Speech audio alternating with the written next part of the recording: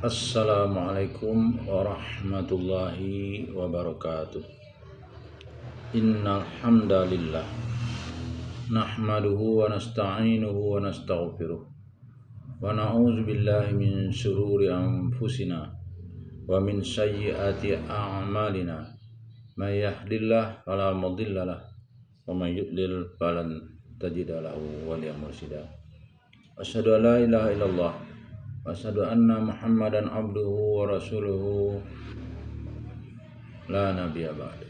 Allahumma shalli wa sallim ala hadzal nabiyil karim Muhammadin sallallahu alaihi wasallam wa ala alihi washabihi ajmain. Bapak-bapak, ibu-ibu dan generasi muda yang saya hormati dan saya sayangi. Baiklah, pada kesempatan ini kita akan membacakan Tafsir Al-Azhar, yang pada kesempatan ini kita telah masuk kepada surah Ali Imran, yang insya Allah akan kita bacakan dari ayat 1 sampai dengan ayat 6. A'udzu billahi minasy syaithanir rajim. Bismillahirrahmanirrahim. Alif Lam Mim. Allahu la ilaha illa huwal hayyul qayyum. Nazzala 'alaikal kitaba bil haqqi musaddiqan lima baina yadayhi wa anzalat tawrata wal injil min qablu hudan linnasi wa anzalal furqan. Innal ladzina kafaru bi ayatillahi lahum adzabun syadid. Wallahu azizun dzuntiqam. Innallaha la yakhfa 'alaihi syai'un fil ardi wala fis sama'. Walladzi yusawwirukum fil arhami kaifa yasha'.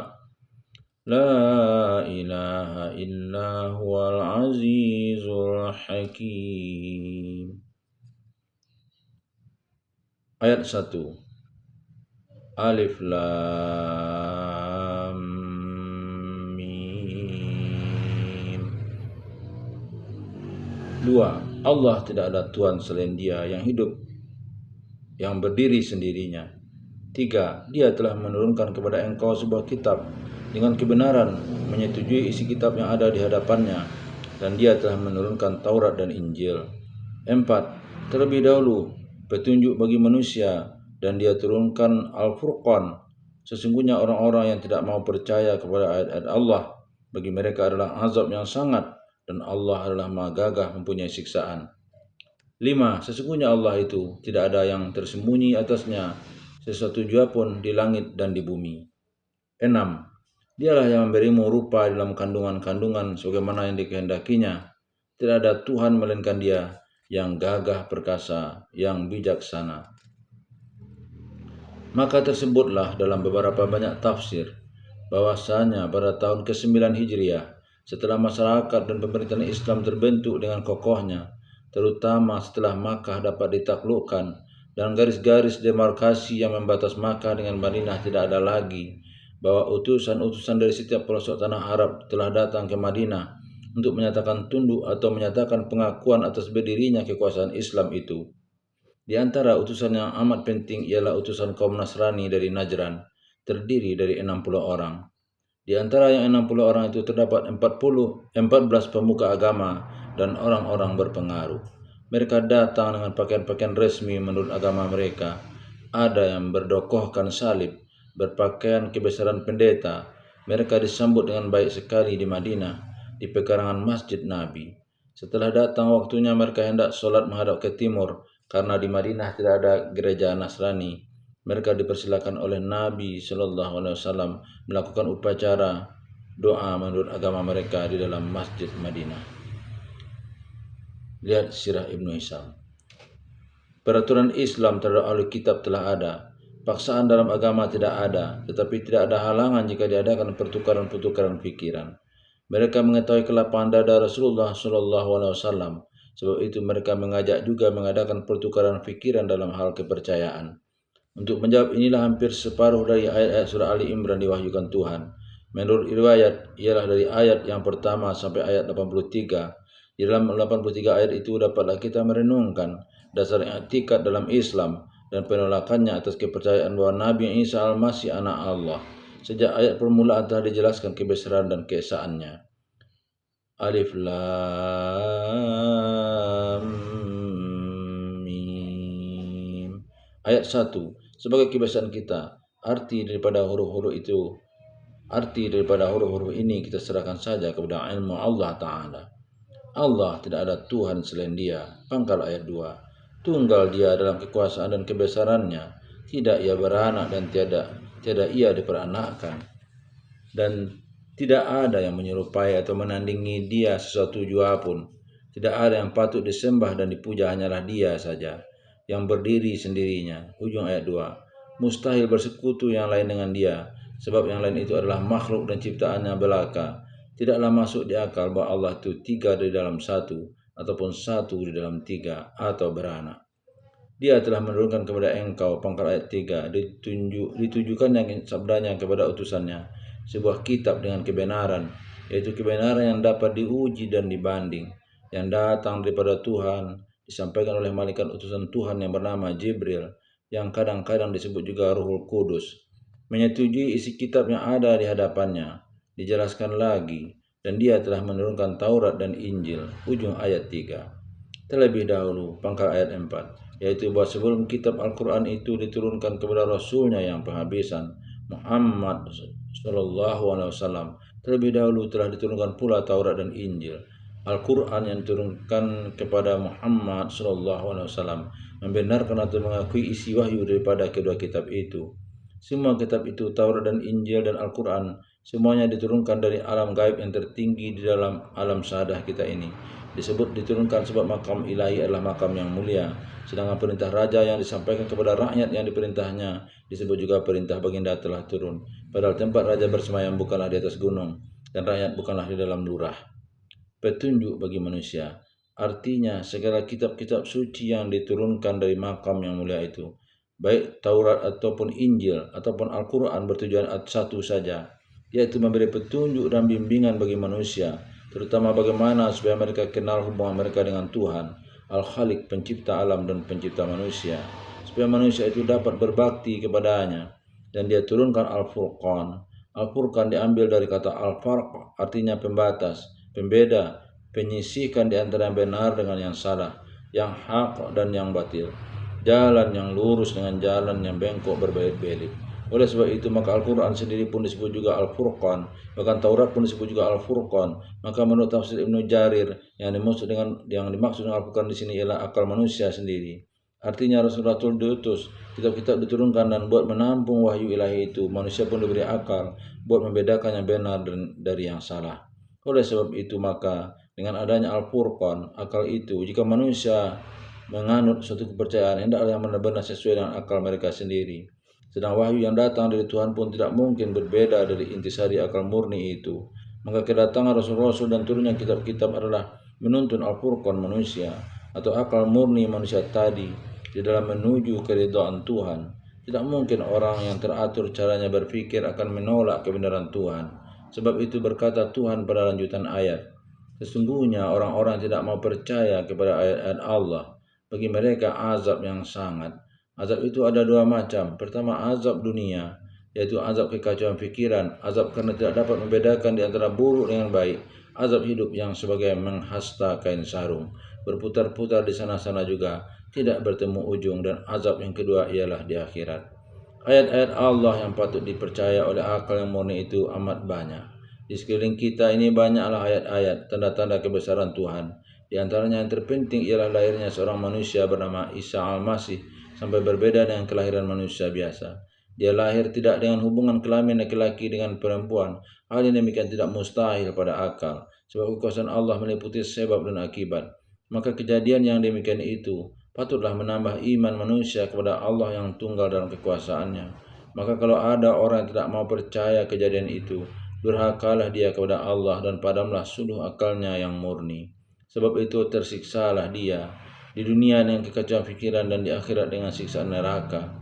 Dan Allah adalah maha gagah, berlaku seluruh apa yang dia kehendaki. Tidak ada siapa-siapa pun yang sanggup menghalangi, dan tidak ada siapa-siapa pun yang dapat memerintah Allah supaya Allah menuruti apa yang dia kehendaki. Mempunyai siksaan ujung 4 kepada setiap orang yang mencoba menentang Allah. Sesungguhnya Allah itu tidak ada yang tersembunyi atasnya sesuatu jua pun di langit dan di bumi. Ayat 5. Allah yang maha kuasa, maha gagah perkasa, dan menyediakan siksaan itu demikian luas kekuasaannya sehingga tidak ada yang tersembunyi sesuatu baik di bumi maupun di langit. Berjuta-juta bintang di langit, setiap bintang diketahuinya keadaannya. Setiap angin yang berembus adalah atas kehendaknya. Setiap awan yang mengejuju di udara adalah atas ketentuannya, baik di bumi dengan binatang-binatang dan tumbuh-tumbuhannya, atau lautan dengan segala macam isinya dan ikannya, atau di bawah kulit bumi dengan logam dan minyak tanahnya. Dia Al-Hayyu yang hidup dan Al-Qayyum yang berdiri dengan sendirinya, yang mengetahui semuanya. Tidak salah seorang jua pun makhluk yang dapat menandingi, menyamai atau mendekati sekalipun kekuasaan dan pengetahuan yang maha luas.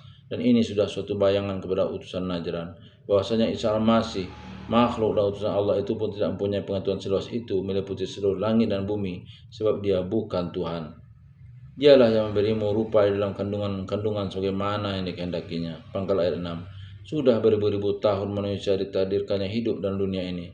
Sudah beribu juta manusia yang mati dan 3 miliar manusia yang ada sekarang. Dan ini pun akan mati dan akan datang lagi berjuta-juta manusia sampai hari kiamat. Namun tidak ada dua orang yang serupa, baik bentuk muka atau bunyi suara, ataupun sidik jari atau rajah tangan. Semuanya itu Dia yang telah membentuknya sejak lagi di alam rahim ibu, bahkan sejak lagi masih setetes mani. Tidak ada kekuasaan lainnya menandingi itu, dan tidak pun Isa Al-Masih, sebab dia hanya makhluk. Tidak ada Tuhan melainkan Dia yang menggagah perkasa, sehingga dari kegagah perkasaannya manusia pun lahir ke dunia tidaklah atas kehendak manusia itu sendiri, mau ataupun tidak mau mesti lahir. Yang bijaksana, ujung ayat 6. Sehingga selama hayat manusia masih di kandung badannya, tersedialah dengan cukup penyambutan atas hidupnya. Dengan inilah Tuhan memberikan persediaan atas Rasulnya, menyambut utusan-utusan dari Najran pun guna menetapkan dasar dari tauhid pegangan manusia. Dijelaskan terlebih dahulu bahwa Rasul-Rasul datang adalah dalam satu rangka tujuan, dan kitab-kitab diturunkan pun untuk maksud yang sama. Sebab itu maka Islam mengakui adanya Taurat dan adanya Injil bersama adanya Al-Quran. Perlu kita jelaskan lagi bagaimana etikat Islam tentang Taurat dan Injil, dan bagaimana perbedaannya dengan kepercayaan Yahudi dan Nasrani tentang kedua kitab itu. Taurat adalah bahasa Ibrani Hebreu, kadang-kadang disebutkan juga Taurat, artinya ialah syariat atau peraturan. Menurut ahlul kitab Yahudi Nasrani, kitab Taurat itu terdiri daripada 5 kitab yang menurut mereka Musa sendiri yang menulisnya atau menyuruh tulisnya, yaitu 1. Kitab Kejadian, 2. Kitab Keluaran, 3. Kitab Imamat orang Lewi, 4. Kitab Bilangan, 5. Kitab Ulangan. Menurut orang Yahudi, kelima kitab inilah yang Taurat. Tetapi orang Nasrani punya pendirian bahwasanya segala kitab nabi-nabi dan sejarah raja-raja dan hakim-hakim Bani Israel yang sebelum lahir Isa Al-Masih, itulah dia yang Taurat, dan mereka namanya juga Perjanjian Lama atau Wasiat yang Lama. Adapun menurut pengertian yang ditunjukkan oleh Al-Quran, yang Taurat ialah wahyu Allah yang diturunkannya kepada Rasulnya Musa AS untuk petunjuk bagi Bani Israel. Dalam salah satu kitab yang menurut kepercayaan mereka termasuk Taurat itu, yaitu Kitab Ulangan, pasal 31 ayat 9 ada tertulis, bermula maka oleh Musa disuratkanlah Taurat ini, lalu diberikannya kepada imam-imam orang Lewi yang mengusung tabut perjanjian Tuhan dan kepada segala tua-tua Bani Israel. Pada lanjutan dari ayat itu ke atasnya diterangkan bahwa Nabi Musa memerintahkan kepada kaumnya supaya Taurat yang telah beliau tuliskan itu senantiasa dibaca dan diulang-ulang. Tetapi pada ayat 16 dan 17 disebutkanlah bahwa Tuhan Allah berfirman kepada Musa bahwa setelah dia meninggal dunia kelak, mereka akan menurut jalan yang salah sehingga akan ditimpa oleh murka Tuhan. Dengan demikian maka jelaslah bahwa Al-Quran memberi petunjuk bahwa Nabi Musa memang ada menerima suatu kitab wahyu bernama Taurat. Keterangan Al-Quran ini bertemu pula jejaknya dalam kitab Ulangan pasal 31 ayat 9 itu. Tetapi ahli-ahli penyidik sejarah menjelaskan pula bahwa kitab Taurat yang ditulis Nabi Musa dan diletakkan dekat tabut perjanjian Allah itu telah terbakar tatkala Nebukadnezar datang menjarah dan membakari Yerusalem dan membumi hanguskan Baitul Maqdis. Kemudian sekali setelah kerajaan Nebukadnezar hancur dan Bani Israel dapat dibebaskan pulang ke Yerusalem oleh Raja Persia bernama Korusi, Baginda perintahkan membangun imam yang lain menyusun kembali pesan-pesan pusaka Musa dan sejarah Bani Israel sejak keluar dari Mesir, dan disusun juga pesan orang tua-tua turun-temurun tentang kejadian alam dalam 6 hari, tentang kejadian Adam dan selanjutnya. Sejak itulah muncul Taurat yang baru dengan himpunan kelima kitab yang disebutkan tadi. Ahli teologi dalam kalangan Nasrani pun mengakui bahwasanya naskah asli Taurat tulisan Nabi Musa itu tidak ada lagi. Al-Quran pun memberi isyarat tersebut dalam surat 5 Al-Maidah ayat 13 bahwasanya mereka telah merubah-rubah kalimat Allah dari tempatnya. A'udzu billahi minasy syaithanir rajim. Yuharrifuna al-kalima an mawadi'i wa nasu hazzan mimma dzukkiru bih. Mereka telah merubah-rubah kalimat Allah dari tempatnya dan mereka tinggalkan sebagian dari isi kitab yang telah dijanjikan peringatan untuk mereka. Al-Maidah ayat 13. Demikian tentang Taurat. Sekarang tentang Injil. Injil adalah bahasa Yunani, artinya kabar selamat. Setengah mereka mengartikannya pelajaran yang baru. Menurut orang Kristen, yang Injil itu ada 4 buah. 1. Injil karangan Matius, 2. Injil karangan Markus, 3. Injil karangan Lukas, 4. Injil karangan Yahya atau Yohanes. Ditambah dengan kitab perjanjian segala rasul dan surat-surat Paulus, surat-surat Petrus, surat Yohanes, surat Yakub dan wahyu Yohanes.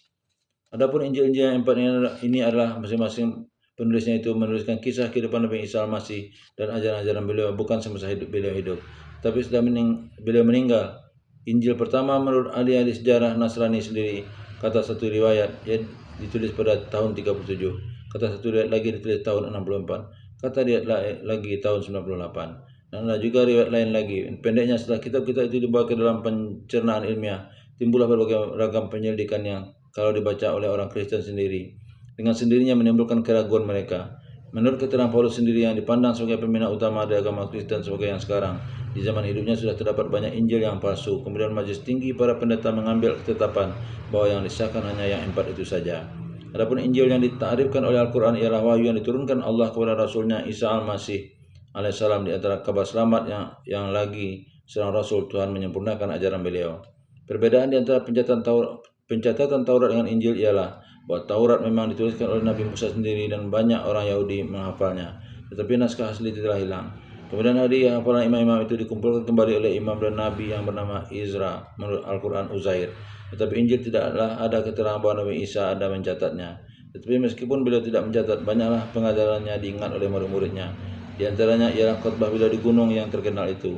Setelah beliau meninggal barulah dicatat di perjalanan hidup beliau bersamaan dengan pengajaran-pengajaran beliau. Tetapi yang disahkan kemudian hanyalah catatan-catatan atau karangan dari 4 orang, Matius, Markus, Lukas, dan Yohanes.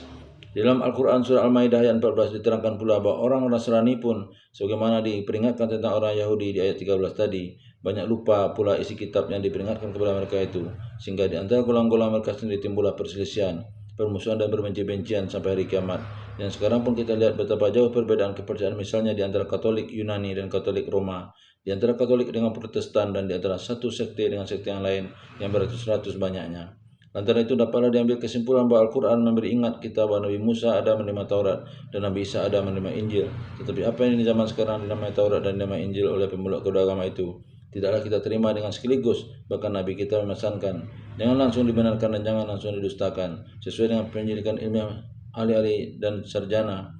Apatah lagi isi asli dari kedua kitab itu telah tersimpan dalam Al-Quran, yaitu mengakui bahwa tiada Tuhan melainkan Allah. Dengan keyakinan pula bahwasanya kepercayaan yang mengatakan bahwa umat Bani Israel adalah umat yang paling tinggi dan terpilih di dunia ini sangat kita tolak sebab tidak sesuai dengan ajaran asli dari Tuhan. Demikian pun pengakuan baik Nabi Isa adalah anak Allah ataupun dia pun Allah juga. Kita percaya ajaran asli Nabi Isa tidaklah ada yang begitu, itu baru timbul setelah beliau meninggal dunia. Billahi taufiq wal hidayah. Wassalamualaikum warahmatullahi wabarakatuh.